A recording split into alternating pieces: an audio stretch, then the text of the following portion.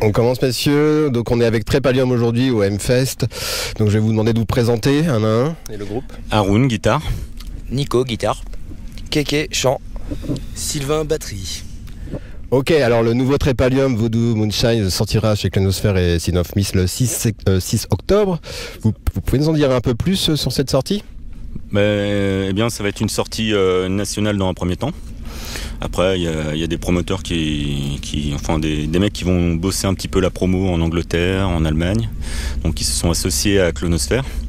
Et voilà quoi, il devrait y avoir une sortie, disons de la promo assez intense, avec des dates, une vingtaine de dates, d'octobre à décembre. Et voilà quoi. On va voir comment ça va se dessiner. Je pense que ça sera beaucoup plus actif à partir de janvier, en termes de tournée, d'interviews, tout ça, enfin voilà quoi. Donc votre musique sera toujours aussi hybride dans le prochain album. Est-ce que tu peux aussi nous la décrire? Alors il y a pas mal d'influences années 30, d'où un peu le délire avec un big band qui a participé au projet. Des gars de Orléans, Paris. Voilà, en fait c'est des anciens membres de l'Orchestre National de Jazz. Donc, qui étaient membres de l'orchestre de 2009 à décembre dernier. Donc on a eu leur contact via Mathieu Metzger, le saxophoniste de Clone, qui était lui-même membre de l'ONJ. Et donc voilà. Ouais, et puis avec le côté aussi vaudou de ces années-là, quoi. Donc c'est un délire assez swing années 30, toujours avec un peu de brutal aussi dedans, et le côté groove tout le temps, pas mal de mid-tempo. Et voilà, c'est assez frais pour nous, donc très content de ce petit virage, quoi. Donc on a aussi des samples en concert, donc ça, on essaie de travailler un petit peu de vidéo avec. Donc voilà, c'est assez nouveau pour nous. Donc là ce soir c'est le premier concert de cette petite tournée. Donc un petit peu stressé, mais bon. Si on n'a pas de problème technique, ça devrait aller. Vous travaillez de nouveau avec le collectif La Clonosphère et le label Season of Mist. Tu peux nous expliquer l'importance qu'ont pris ces deux structures dans le paysage métal pour vous et comment vous collaborez quotidiennement avec eux? Oui, en fait, je suis en relation avec Guillaume de Clonosphère depuis 3 ans. En couple depuis 3 ans. Ouais.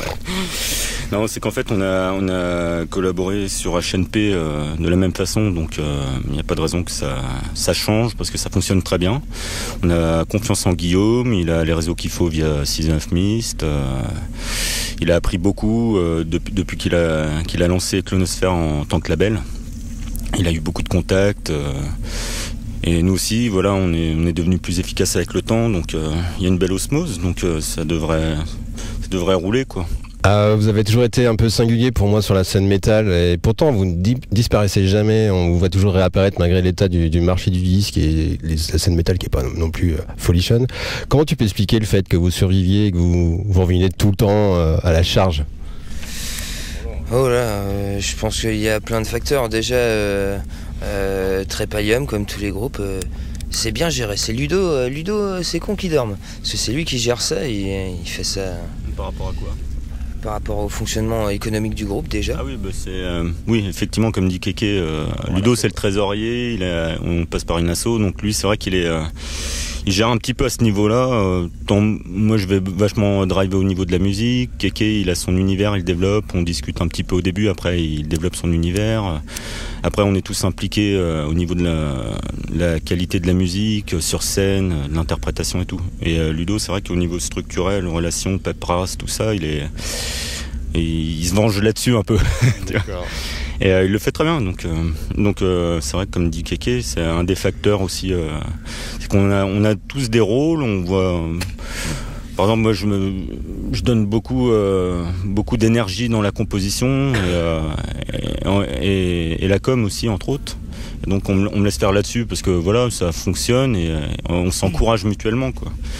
Tous dans nos domaines respectifs. Alors voilà, mais c'est aussi, j'ajouterais par rapport à ce qu'il a dit, ça vient aussi du fait que pour nous, Trépalium, c'est nous 5, et puis si un jour il y en a un qui arrête, c'est plus Trépalium, quoi. Donc ça, c'est non pas que on pourrait pas faire du Trépalium avec un autre membre, c'est pas le problème, c'est juste que plus une histoire fraternelle, tu vois, on est des potes, ça va faire 15 ans, 17 ans, moi avec Ludo par exemple. Donc si ça change, c'est nul, quoi. Tu vois, on va pas. Je préfère faire un autre groupe, quoi, tu vois. Alors du coup, je reviens sur ce que disait votre guitariste, moi j'aimais bien l'idée du coup comment tu as évolué sur ton chant sur le dernier album, parce qu'il y a une vraie évolution à mon sens. Ouais. Enfin, je pense que j'ai réussi encore un petit peu à avancer, mais je suis pas encore au résultat que je veux, quoi. Donc faut que ça bosse encore. Le si bémol ne passe pas trop. Ouais, il y a des trucs que j'arrive pas encore. Il suit The Voice attentivement. T'as fait beaucoup de progrès depuis là. Tu travailles ça tout seul ou tu travailles avec... Non, en fait, j'écoute beaucoup ce que font les autres. Mais en fait, j'écoute des trucs qui ont rien à voir en chant. Moi, j'aime beaucoup le chanteur des Monty Dargo, par exemple. Et du coup, mais il a un chant vachement différent. Ouais, et un côté rockabilly dans le dernier EP. Après, tu vois musicalement, en fait, tout ce EP, il est axé sur les shuffles, tu vois, les rythmes en 18, les syncopes. Donc, tu vois, comme disait Nico, par exemple, tu vois, on a développé vachement l'univers big band. New Orleans, tout ça, il y a des cuivres et tout. Et forcément, il y a le côté rock'n'roll, quoi, là-dedans. Tu vois, comme dans le rockab, il y a des similitudes au niveau des mouvements rythmiques et tout.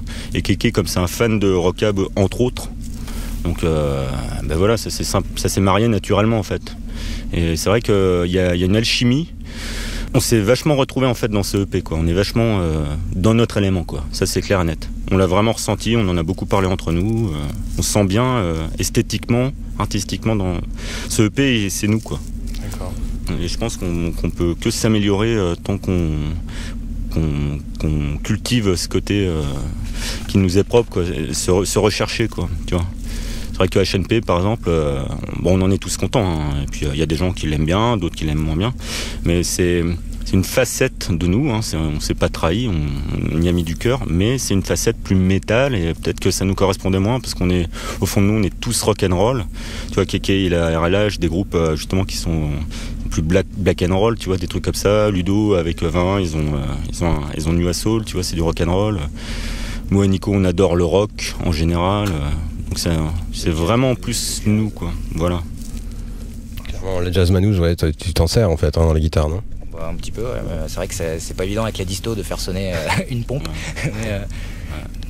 Après, disons que c'est pas la culture jazz manouche, hein. Attention, hein. On est dans le swing vraiment New Orleans.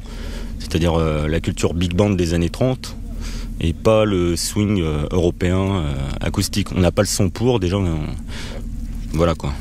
Donc l'utilisation des cuivres n'a pas lien du tout avec la musique des Balkans, ce genre de choses. Okay. C'est juste que le swing, c'est présent dans la musique des Balkans, c'est présent à Détroit, c'est présent dans le sud des États-Unis, évidemment, quoi. Dans le jazz parisien, bobo, ce que tu veux, tu le retrouves dans tout ça, quoi. Mais c'est pas, nous c'est pareil, on dit swing New Orleans.